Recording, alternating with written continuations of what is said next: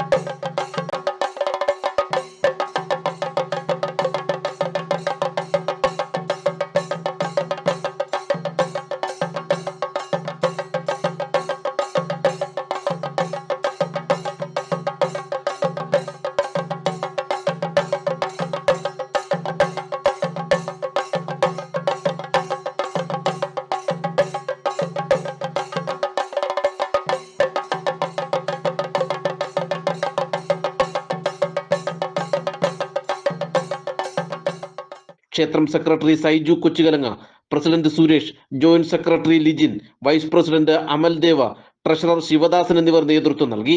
ശ്രീകൃഷ്ണ ജയന്തി പ്രമാണിച്ച് അമ്മയമ്പലം ശിവക്ഷേത്രം ട്രസ്റ്റിൻ്റെ ആഭിമുഖ്യത്തിൽ സംഘടിപ്പിച്ചിട്ടുള്ള ഉറിയടി മഹോത്സവമാണ് നടക്കാൻ പോകുന്നത്.